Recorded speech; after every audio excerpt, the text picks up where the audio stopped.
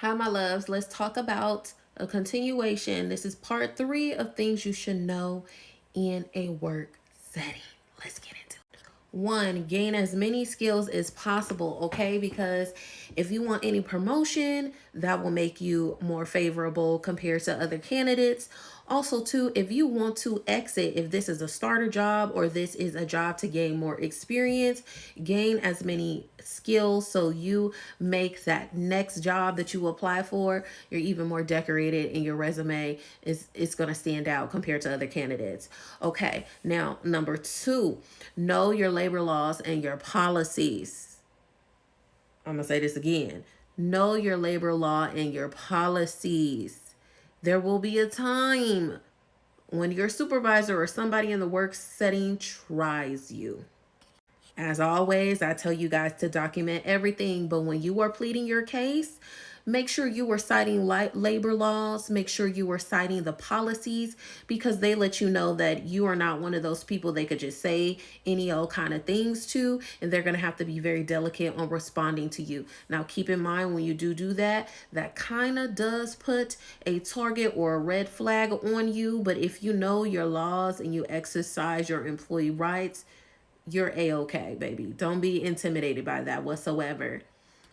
Learn how to negotiate, okay? If you are just getting a position or you're getting a promotion or a new opportunity, learn how to negotiate. If there's something that you're not willing to do, say that, okay? If you know somebody that's a better candidate, say that, suggest that person, okay? Trust me, your supervisors, especially if they're busy, they are going to, and they trust you, they're going to take whoever your recommendations are into consideration, and also to your negotiations into consideration as well. Again, know your policies too, because they do talk about that too in your policies, some of the companies. Now, for the introverts, this might hurt you a little bit, and I'm an introvert when it comes to the work profession as well.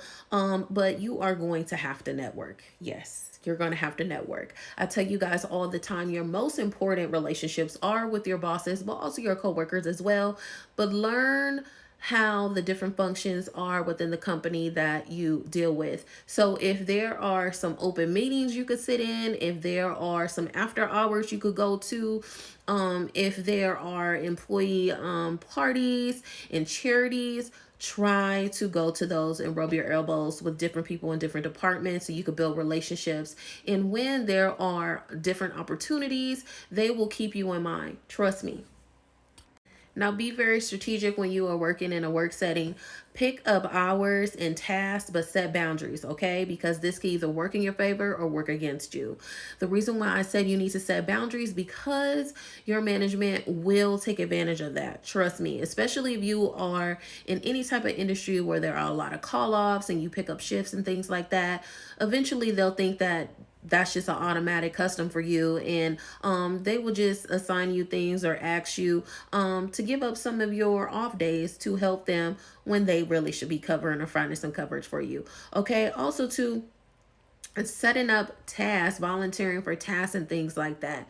Set the boundaries, because that's going to be very important, because again, you volunteering for tasks means less work that the supervisor have to do, or whoever is in charge of whatever that task is. That makes it easier for them. So of course you're essentially taking and alleviating any type of stress off of them.